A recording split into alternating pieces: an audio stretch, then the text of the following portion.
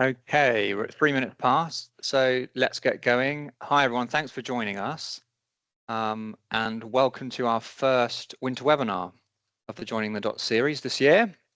So my name is Nathan Harpham, for those of you that don't know me, and I recently joined Agilysys as a principal consultant. I've been working in the transport road safety space for the last 4 years, since 2020, which was an interesting time to join the sector, and I'll be a familiar face on lots of these webinars now as part of the Joining the Dots series. Just so you know, this meeting is being recorded as per all the other webinars. So this webinar is about casualty severity reporting in the UK and beyond, and we are joined today by Matthew Tranter from the Department for Transport and Bruce Walton, our very own from Agilysys. So I'll be talking a little bit about the context in the UK for severity reporting and how we got to where we are now. We'll also think about an international perspective on severity reporting, and we'll talk a bit about Stats 19 as well, of course, our national data set in Great Britain. So why are we doing this? Well, I hope you find it an interesting topic, and I imagine given that you're here, you will find this interesting. But more than that, the way that we report severity and understand severity has implications for our analysis, for our insight, and our interpretation of data, and therefore how we understand our road safety performance and implications of policy. So hopefully you'll leave this webinar with a greater sense of why this is important, and why we should be considering this moving forwards. So Matthew will start with a presentation his side, and then Bruce will jump in with some interesting analysis and case study examples, and we'll conclude with a bit of a discussion, so a chance for you to pop some things in the chat and ask some questions to get the discussion going at the end. Okay, over to you, Matthew. You all good to go? Yeah, so sorry, I should have checked. Am I sharing my slides here? Yes, if you can, that would be great. That's good. Sorry, just got to get them opened again. Work how I do it.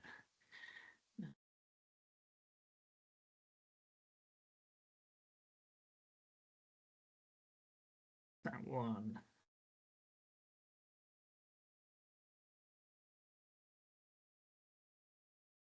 Okay, is that okay? Can see that, Matthew. Over to you. Okay, lovely, thank you. So yes, hello. If you've not met me before, then I am Matthew. I'm a statistician at the Department for Transport. I work on road safety statistics, and my team is responsible for collating the police data on road collisions and casualties, which is known as Stats 19, and I imagine you are quite familiar with it. So I'm going to talk, mine's the sort of dull but worthy part of this presentation, and then Bruce has got the more interesting analysis. So yes, if you tune out while I'm waffling on, then please stick with it till the end, because Bruce's bit is absolutely fascinating. Mine is just a bit of a run through of yes, some work that's been going on for a number of years to improve the reporting of casualty severity within Stats 19, looking at where we've got to and how we've got to where we are now. And then a little bit about what's coming next. And that quote from Churchill is just to illustrate this is not a finished bit of work. It's something that's been going on for many years, and it's still going on. But we've made some good progress, which we'll come to. So just in terms of the background, I think you're probably quite familiar with road collision reporting in the UK. If you're not, it's used as a system known as Stats 19 based on that form there historically. The data collection goes back pretty much as long as I've been alive, so there's 45 years of data. It gets reviewed every now and then to ensure that it remains relevant and manage the burdens on the police that are providing the data. And the most recent review was in 2018. Injury severity is a key element of the collection used for analysis, and again Bruce will come on to this in more detail. Historically coded by police based on their judgment as fatal, serious, or slightly injured. I guess this is fairly familiar. Fatalities, there's an international sort of standard definition of death within 30 days. For serious and slight injuries, there were agreed definitions. The one for serious is shown there.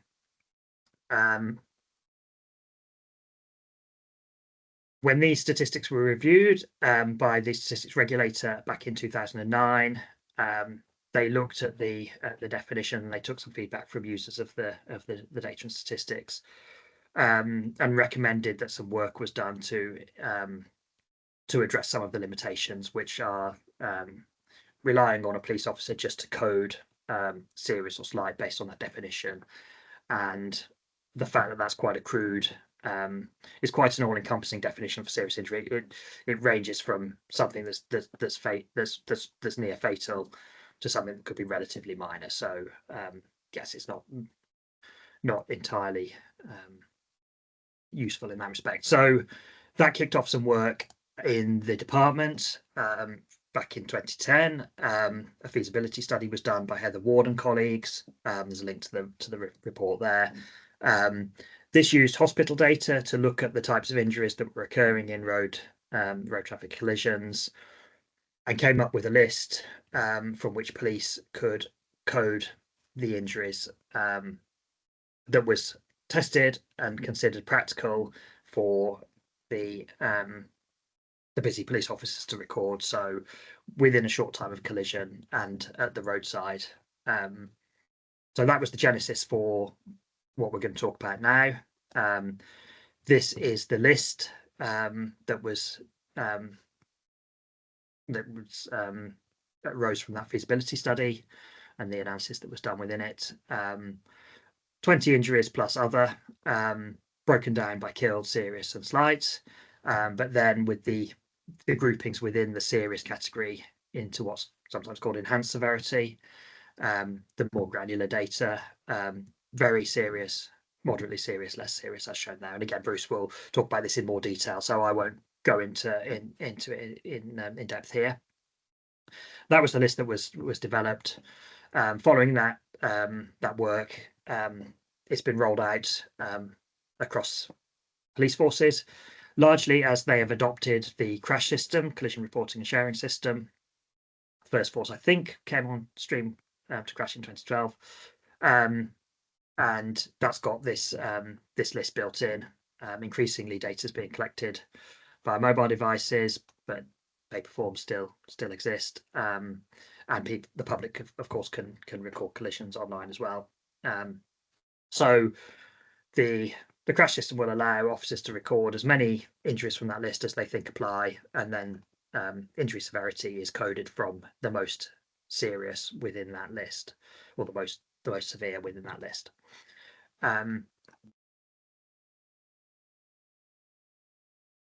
I'll gloss over this in the interest of time, but some work was then done once the data started being collected using the new approach, to go back to the hospital data and compare what police were recording with what was captured by hospitals. And that showed that, while not perfect, it was generally considered to be more objective and closer to medical definitions than the previous approach relying on the officer's judgment.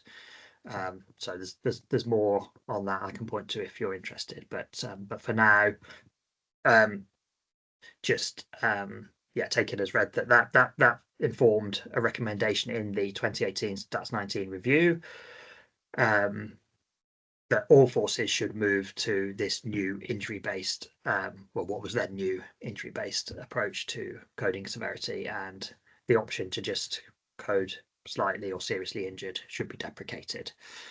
Over time, there's been a few minor tweaks, the most notable removing the other category, because analysis showed that most of the injuries recorded within other could be coded somewhere else in the list. But fundamentally, it's still the list that was recommended by that feasibility study back in 2010. Where we are now, we are rolling out the Stats 19 review, and we are hoping that will be done over the next year or so. So that's the next sort of chunk of this talk. There's a few different dimensions to where we are. So the first one is, yes, how many forces have adopted the injury-based reporting method? So this chart shows non-fatal casualties in Great Britain over the last decade. The bars are coloured by reporting system used. So the blue bits are data captured by police forces using the injury-based reporting method, and the grey bits are the old way of just coding serious or slight. So what this shows is the gradual adoption of the new method over time. The biggest step change being in 2016 when quite a few forces moved to the crash system, and the Met Police also adopted injury-based reporting. And as it stands in 2023, that's the latest year of data we've got for Great Britain, roughly 3/4 of casualties are now being captured through the injury-based method.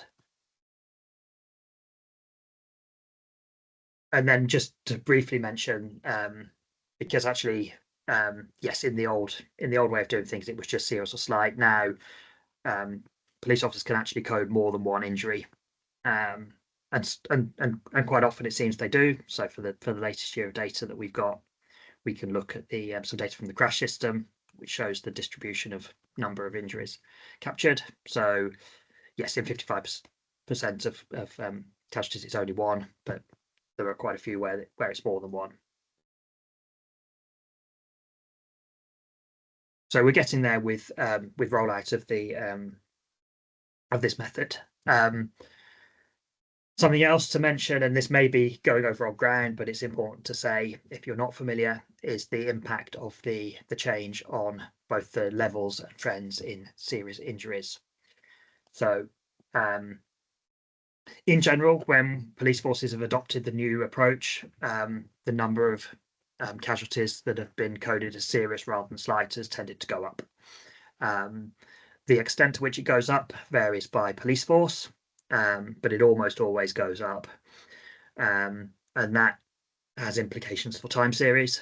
And because of the way that all the police forces have moved at different times, as shown in that chart earlier, that has implications at the national level as well. So we've done some work a few years ago with the Office for National Statistics to develop a way of adjusting for this effect. Effectively, we ONS came up with a method which treats the casualties as if all police forces were using the injury-based approach. And that's the severity adjustment or the adjusted data. We've got a little bit of guidance in some of the ONS methodology papers if anyone's interested in more detail on that. So yes, if you don't know what adjusted figures are, then yes, the guide covers it. But yes, what we call adjusted serious figures are the estimates of what we think would be the numbers if all police forces were using injury-based reporting, and the unadjusted figures are just what's captured, recorded, reported by the police. And when a police force is using the injury-based approach, then adjusted and unadjusted figures are the same. But in our data tables and in our data tools, we present both adjusted and unadjusted figures. But we do recommend in general terms, when you want to compare data across different police forces that are using the two approaches, or over time when there's been a change in the system, then the adjusted figures should be used to ensure a consistent, comparable analysis.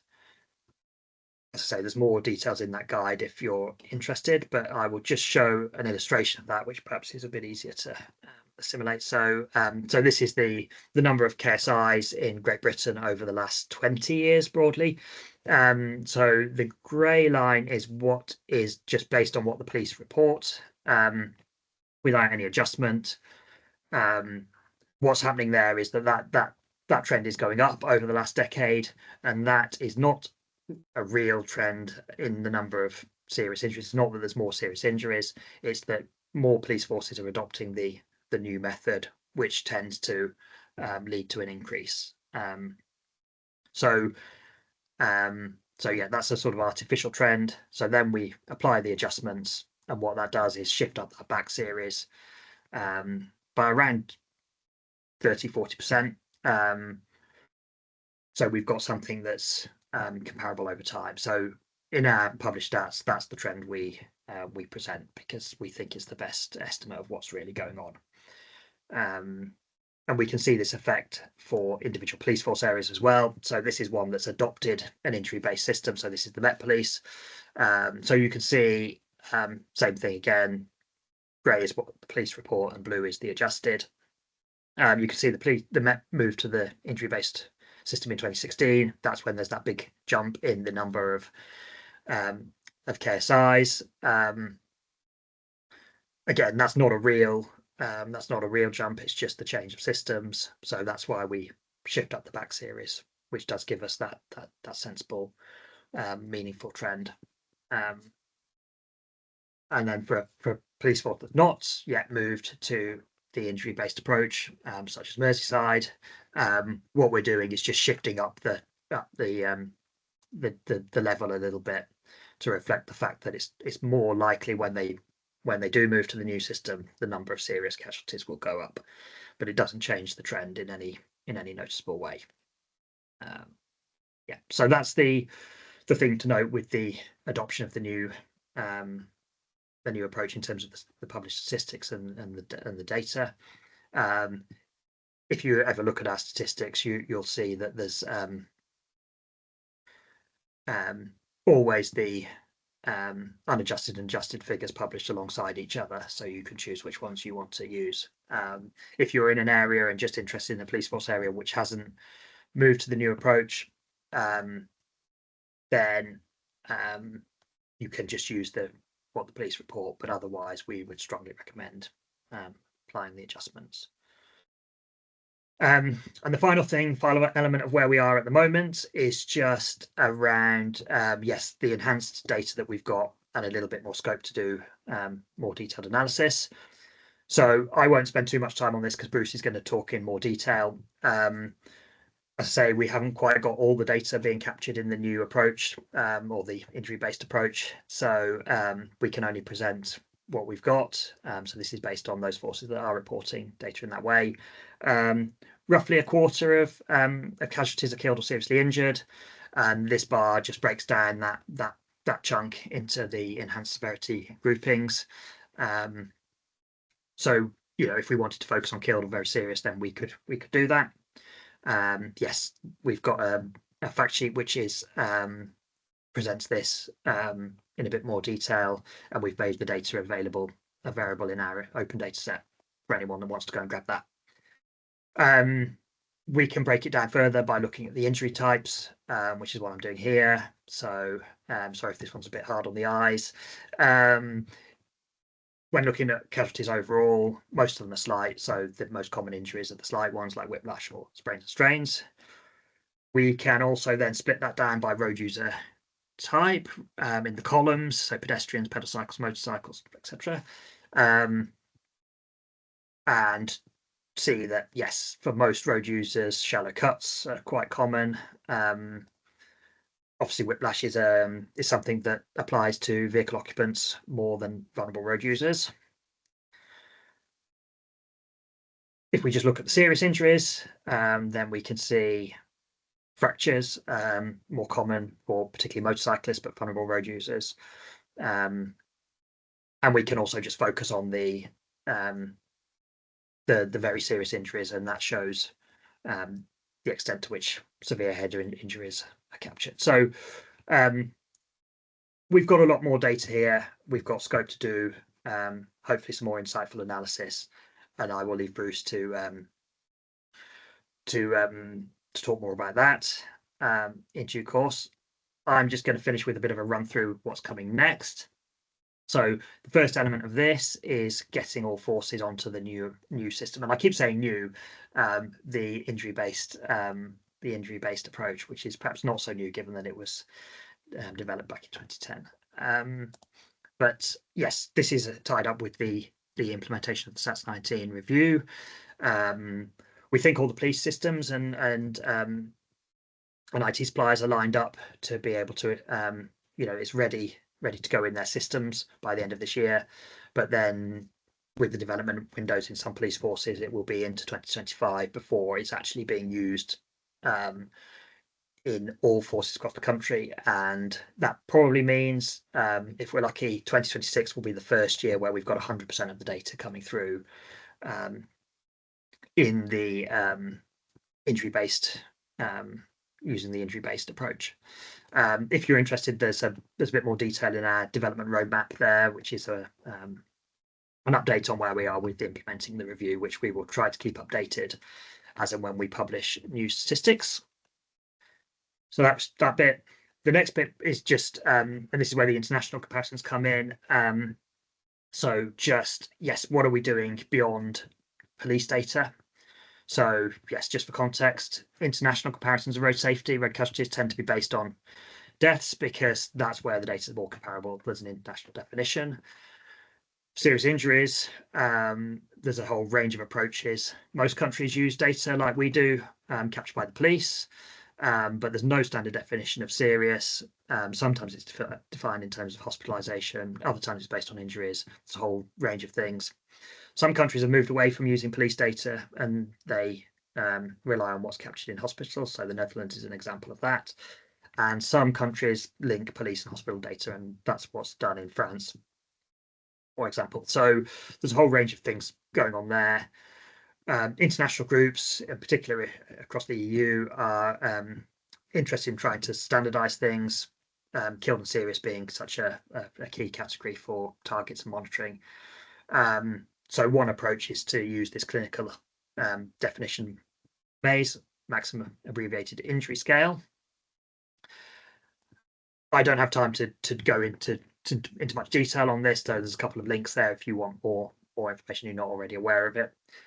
So it's a clinically based classification based on different body parts, assessing the severity of injury for each region of the body, and then taking the maximum across those, so it can deal with casualties, patients with multiple injuries. There's a scale there, and anything that's 3 or more is considered to be clinically serious. So that's MACE 3+ is often referred to as the shorthand. So yeah, this is an alternative way of measuring injury severity. It requires hospital data. It requires ideally some quite detailed hospital data that can be quite challenging to get hold of and to analyze. But work has been done for a number of years within the EU in particular, and international forums more generally, to try and to move to this approach. So if you're interested, there's a report there from 2023, which has got, I think, probably the latest summary of what's happening across the EU. There's a map there showing which countries are using this approach, and there's a comparison between the trend in serious injuries when measured using the MAIS approach versus what the police recorded. It's not always the same. So there's quite a lot of detail and caveats in that report, but this is just to illustrate that yes, across other countries, there's a move to looking at data that's coming from hospitals, as well as police data. So where are we with this in Great Britain? So we've done some work in the past to estimate MACE 3+ casualties, but we've lost access to the data that we needed to do that. It's getting increasingly difficult to get and analyze and link police and hospital data on road safety as summarized in that RAC Foundation report. But we are still working at it. The RAC is still working at it.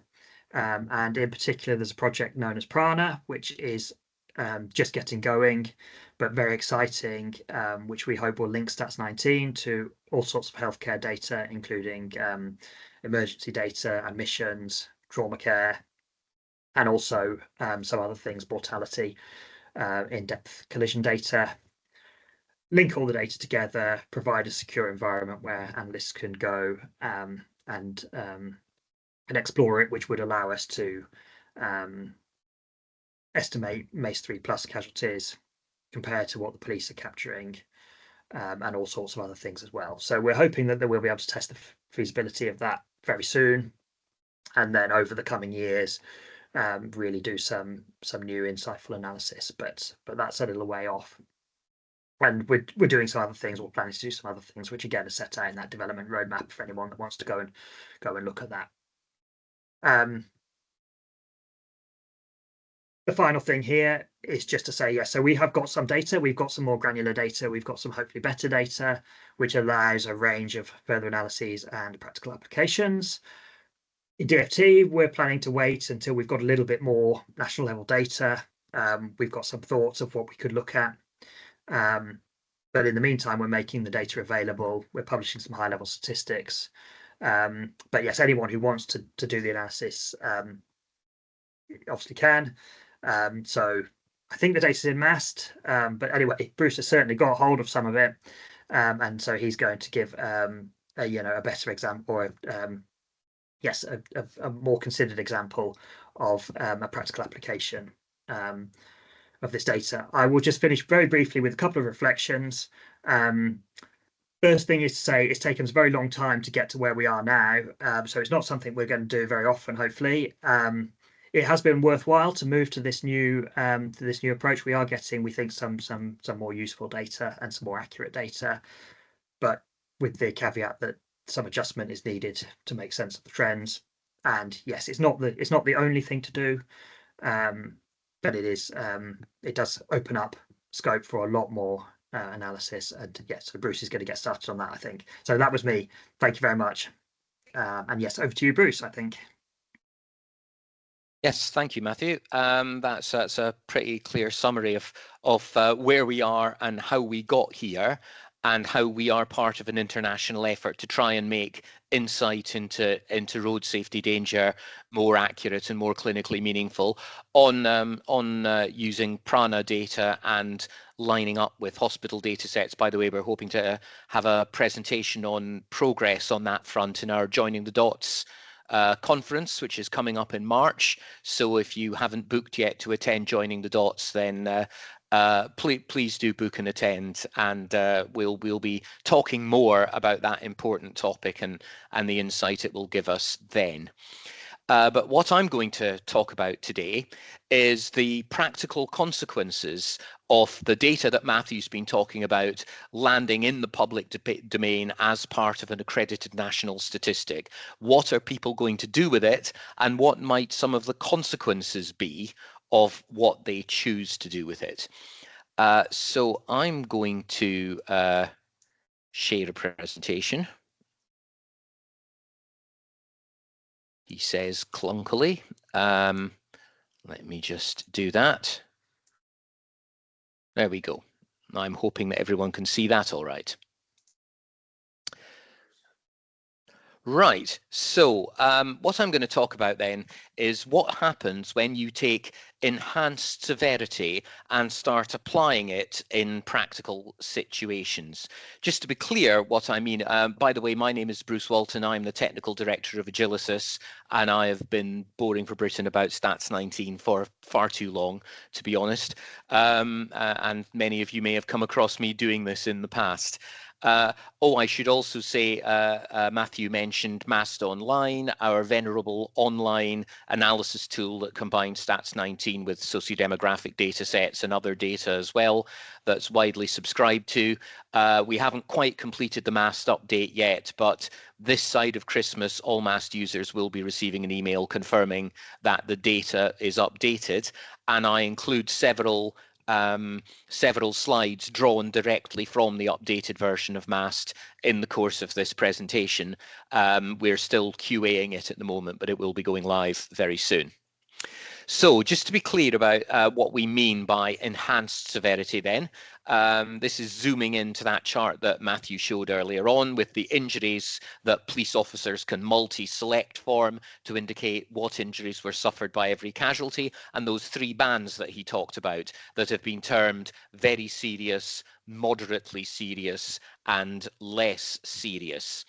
And the question is, when you've got casualty data and therefore also collision severity data expressed in these terms, what are the consequences of those black lines across that list that divide up the almost comically wide definition of serious that we had before into these three terms. And I want to have a look at one practical consequence of those dividing lines existing in the data and now being in the public domain and available to everyone.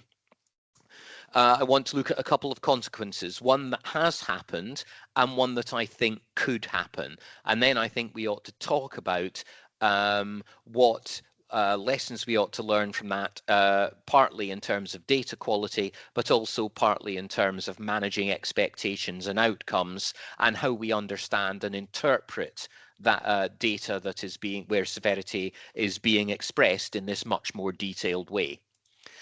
So first of all, I want to talk about something that is now very much live.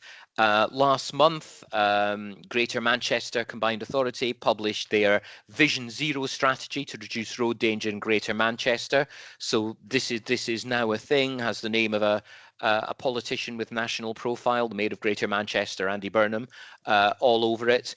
And it is setting out a course that we would very much say in road safety is doing the right thing, saying that death and life-changing injuries are unacceptable and that it is our ambition that our road network should not inflict this upon any user.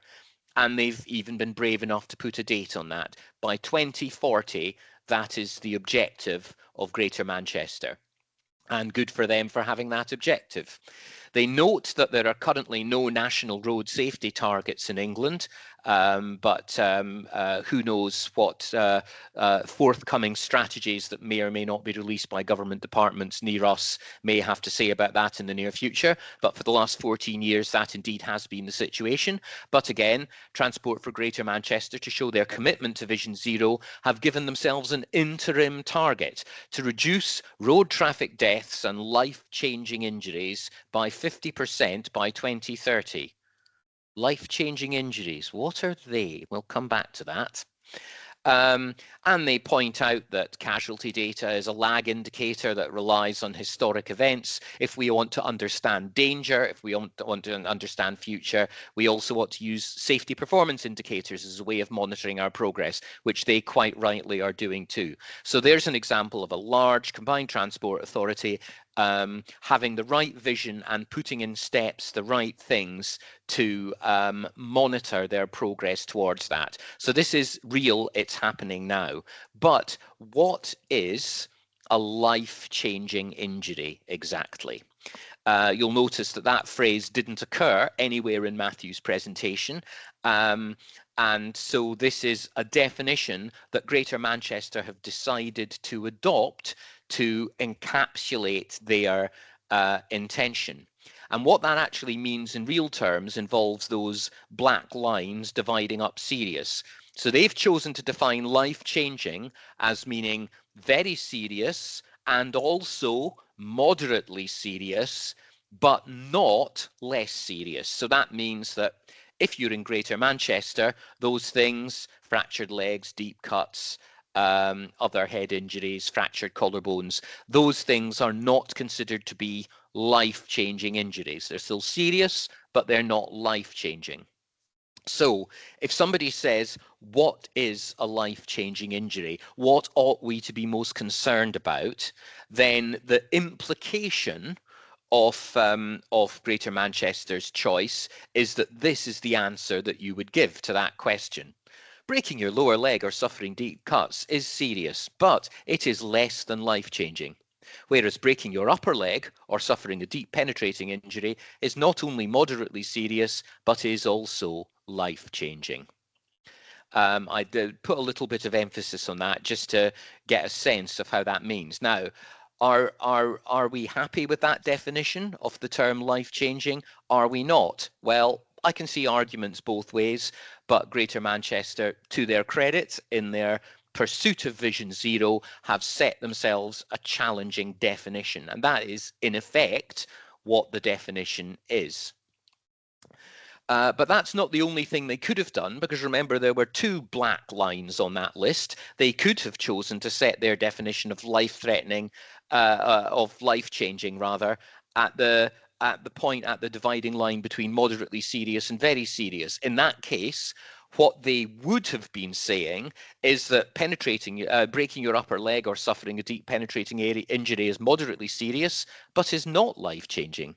Whereas breaking your neck or suffering severe chest injury is not only very serious, but is also life-changing. They could have said that, but they didn't. They chose to set the bar at the lower place.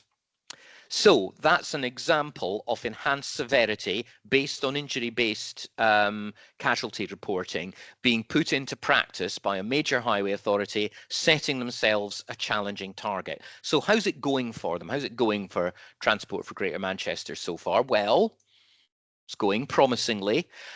They only have 2 years of complete enhanced severity data. Greater Manchester Police completed the transition to injury-based reporting during the calendar year 2021. So they've got 2 complete years.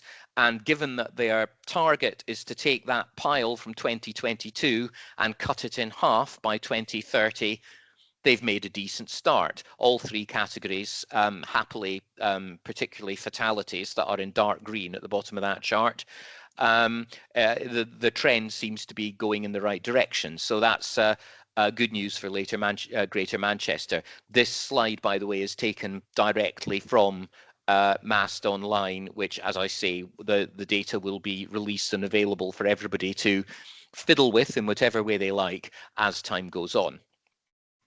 So Greater Manchester are one of several forces who have been going through this transition from the old style to the new style of injury reporting in the course of the last 5 years. These are the forces who currently have partial enhanced severity. By partial, I mean that that field is not populated for the full 5 years of data from 2019 to 2023. These forces transitioned at some point during that 5-year period.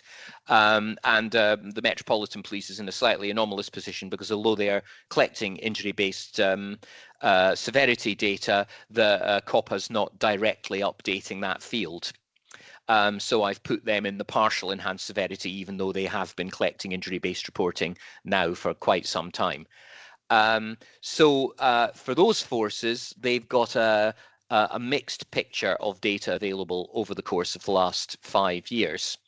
And that leaves us with our dear old friend in road safety, KSIs, killed and seriously injured casualties, looking a bit like one of those layer cakes that no doubt we will all be enjoying over the forthcoming festive season. Down at the bottom there, of course, we have the relatively small number of people, mercifully, who are killed. Then we have some who are very seriously injured, some who are moderately seriously injured, some who are less seriously injured, but then the biggest layer on the top of that cake is people who suffered their serious injury in a police force area which was not, at the time when they were injured, able to do injury-based reporting. And therefore, we don't know which of the 3 enhanced severity levels they would have fallen into if it had been reported. We do have, of course, the severity adjustment that Matthew talked about.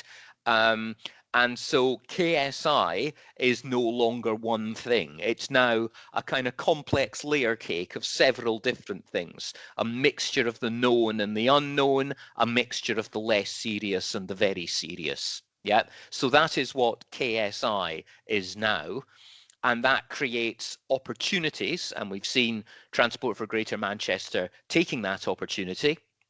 But as we'll see in a minute, it also presents some challenges. So just to complete the list of forces, so we all know where we are, these are forces that do not have any enhanced severity in the published Stats 19 data yet, because they didn't go over to injury-based reporting until this year. And as you can see, there are quite a number of forces who don't have that data available at all.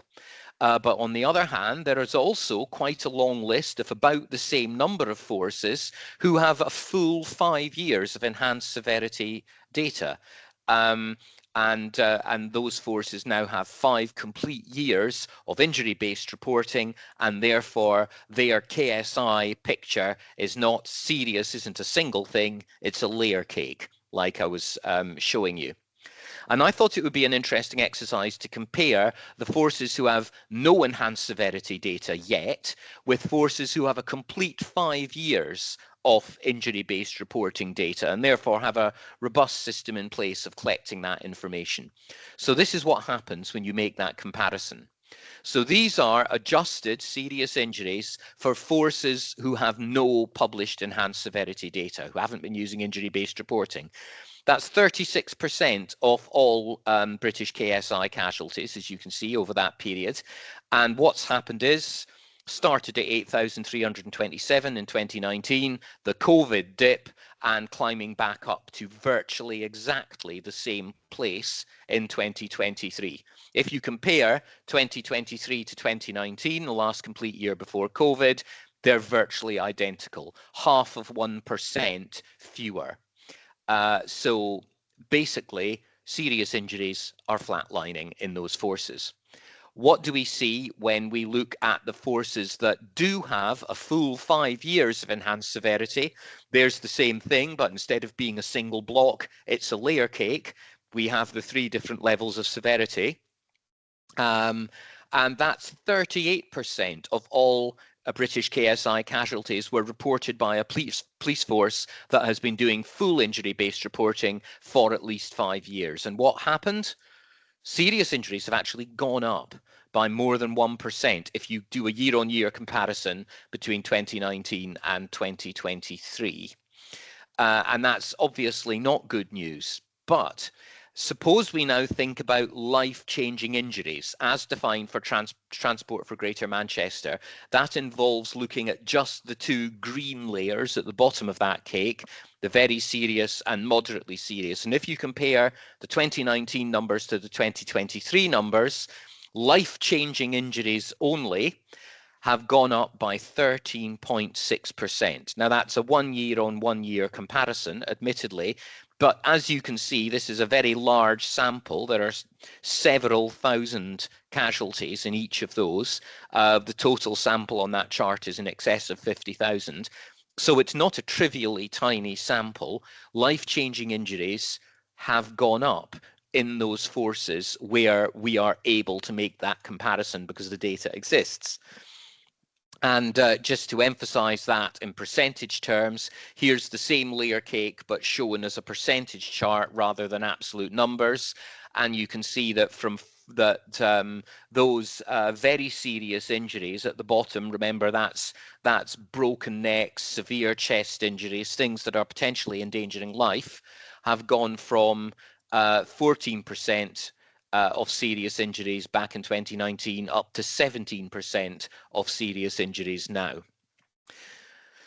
And this is in the public domain. Anyone who wants to go and look at the statistics will find this out. Anyone who wants to go into Mast Online or any other source and play about with it can do so. So what's the consequence of this? Well, every now and again, we are in a position where we need to give opinions to the media. Yeah, and so ask yourselves, what would the Sun say? Well, actually, a few weeks ago, the Sun came to me and asked me for an opinion as an independent expert in road safety statistics about the most recent release. And of course, what they wanted me to do was to drop some poor unwitting highway authority or police force into it by saying, it's those people over there, they're killing everyone. But I was sufficiently fly not to fall into that trap, and I gave them a quote which was what I wanted to tell them. And what I decided I wanted to tell them was that that most fatalities are not drivers. They wanted a quote about drivers. I wasn't going to give them that. I wanted to give them a quote about vulnerable road users, so they understand that pedestrians, motorcyclists, pedal cyclists, and passengers are the people who are more at risk than anyone else, which is perhaps something that might inform Sun readers about something that everyone ought to be aware of.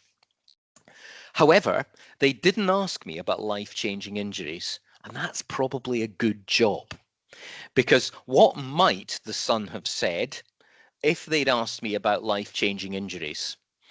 The Sun might say something like this: 3 or 4 more people suffer life-changing injuries every single day on Britain's roads compared to before COVID. Yep. And all that I've done there is I've taken those two figures, the 2019 and the 2023 total of the two layers at the bottom of the cake, added them together, and then proportionately increased them to allow for the fact that they were only 38% of serious casualties. I've extrapolated that the same rate would apply in the forces that aren't yet able to make the recording in that way. And if that was the case, that would be what are happening. 3 or 4 more people, life-changing injuries every day on Britain's roads compared to pre-COVID. That's a pretty difficult message to spin, whichever way you put it. This is now in the public domain. This is where we are. So there's an elephant in the room. Let's talk about it. I'm going to give you a few thoughts about things we might like to talk about, and then I'm going to open the floor to see what people think about the what this means, how we might approach it, what it means in terms of targets and so on. First question, is this fact just an artifact of underreporting? Are we only seeing this because we all know Stats 19 doesn't capture every collision that ever happens on Britain's roads? Is this an artifact of underreporting? Well, if that was the case, then a reduction in reported slight casualties might suggest that police forces are doing less reporting activity, and so there's underreporting going on. I did wonder about that, so I had a look at the difference between adjusted slight casualties in 2019 against 2023, again looking at my two groups, the forces who have no enhanced severity reporting and the forces who have full enhanced severity reporting. And in fact, slights fell more in the forces with full enhanced severity than they did in the forces with no enhanced severity. So it doesn't appear to be an underreporting issue on the surface of it. But obviously, I've only taken a very brief look at this, and there may be lots of things that I've missed. And if anybody has any insights into what's been going on in their local area, whether injury-based reporting has had an effect on reporting either way, it would be really interesting to hear what you've got to say. Is this an artifact of the severity adjustment? Is the severity adjustment that DFT and ONS have engineered, and as Matthew said, there's full details of available, is it to some extent an artifact of severity adjustment that we're not seeing enough serious injuries? I wondered if there'd been a substantial change in casualties that were originally reported by the police officer as serious, as opposed to adjusted to serious as a result of the severity adjustment. And I compared those forces that aren't yet using injury-based reporting, 2019 and 2023, and there was virtually no difference at all between the number of raw serious injury collisions reported. Pretty much no difference. So there doesn't appear to be a change in force reporting policies overall, although of course this may not be true at individual force level. I wondered, is this an artifact of the methodology? And this slide is all questions because I don't have the answers for this yet. But do police officers react differently because they are being presented with a list of injuries? Are they able to consistently diagnose the injuries on that list? Are some of them easier to diagnose than others and are therefore disproportionately more frequently done, given that police officers are not and are not expected to be medical professionals, of course? Are officers getting better at identifying very serious injuries over time? And I think this is quite a plausible thought that part of the reason for that increase might simply be that in forces where this has been normal practice for 5 years, officers are getting better at identifying symptoms. They're more likely to have useful conversations with paramedics or other people who might be in a better position to give them a clear idea of injuries. And so we are getting a reporting artifact over time. This is merely a surmise on my part. I have no evidence for this, and I think it would be really interesting to know if we do. And if that is happening, would it be possible to statistically adjust for it? I don't know. I doubt it slightly, but it's a question. Or perhaps, finally, what we're looking at is a real trend. Perhaps we really are seeing more life-changing injuries, and that putative headline in the imaginary Sun is actually real information that we ought to be engaging with as a profession. Perhaps it's indicative of changes in road user behaviour, mode choice, changes of behaviour after COVID, changes of behaviour due to increased traffic or changes in traffic patterns, for example. And one other question is, are vehicle technology improvements actually delivering casualty reduction? We've seen that difference between comparing 2 years that are, 2019 and 2023. 5 years is a long time.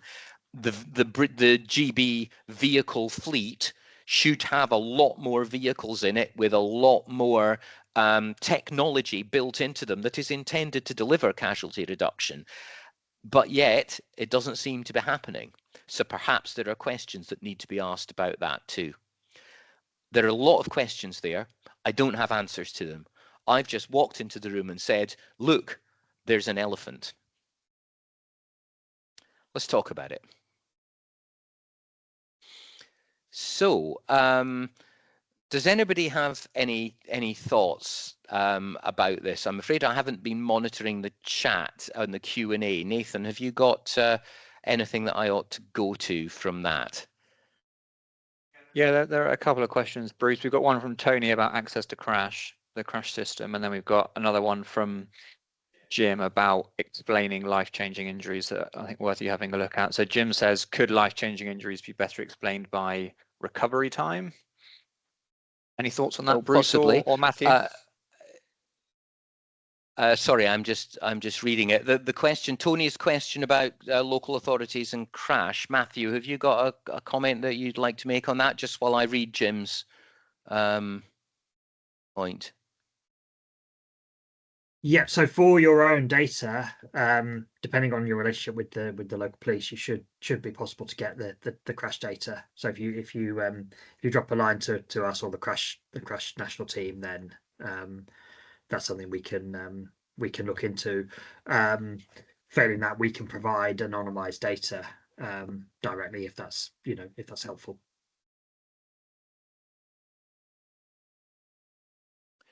Okay, so perhaps that's your way forward then, Tony, is to talk to your caring sharing department for transport, who might be able to point you in the right direction. Yes, Jim, on the point of explaining life-changing injuries by recovery time, that's an interesting thought. It's one that I wouldn't feel professionally in a position to do. I think you'd need a medical opinion, and my slight fear is that when somebody who's a medical professional looks at the list of injuries that we're presenting to police officers, which are of course designed to be asking police officers a question that they have a snowball's chance in hell of being able to answer, given that they are not medical professionals, an actual medical professional is going to look at it and say, that covers such a wide range of different possibilities that I can't comment on what the recovery time with that would be, because there's far too many variables.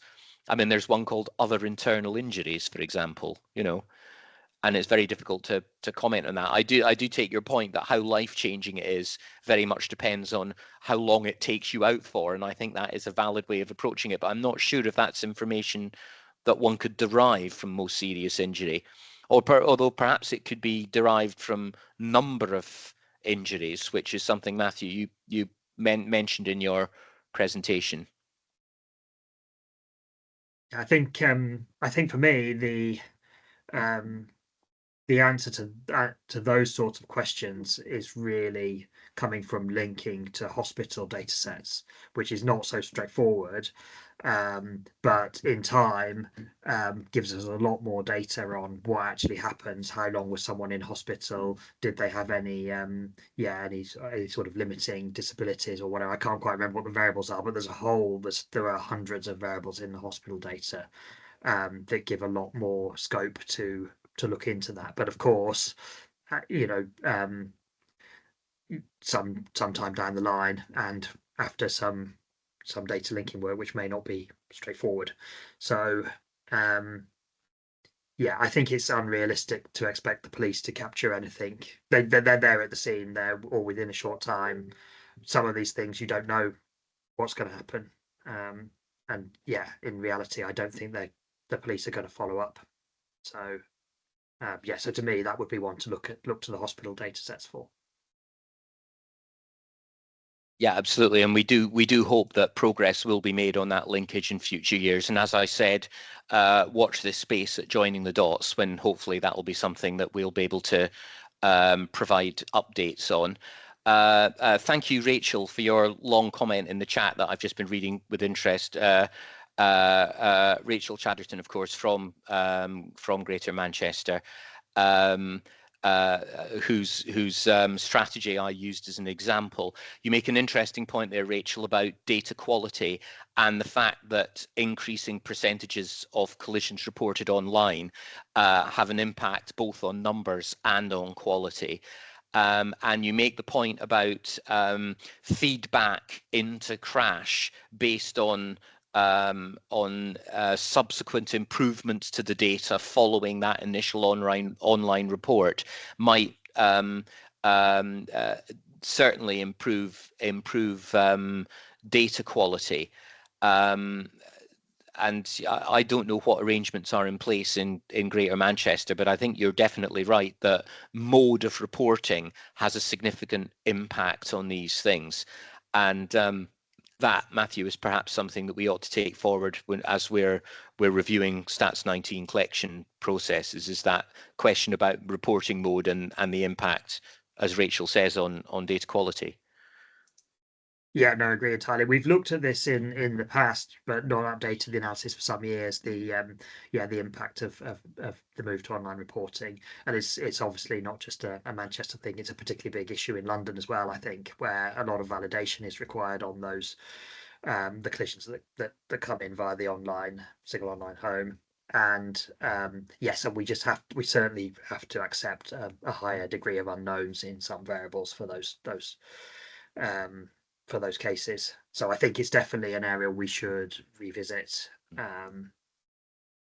Yeah, but the possibility of individual highway authorities enhancing data quality by backfilling, as it were, into crash is the point that Rachel's making, that is something that many find useful. I mean, I think what would be interesting to know on that is to what extent are the serious casualties being reported in that way. I would imagine it's more likely to be that it's slight collisions that the police aren't aware of. But no, yeah, that's a good point, and yeah, something that we ought to take a look at when we look in more detail at Stats 19 reporting. Axel's put several questions in the Q&A that I'm going to look at just to finish off. How realistic are Greater Manchester's targets? Well, targets should be challenging but attainable. If they're unattainable, then they're not a target, they're an aspiration. And if they're too easy, then they're not a target, they're a gimme. And I think Greater Manchester have been ambitious, and I hope that it is realistic. I'm sure, Rachel, you agree that you hope it's realistic too.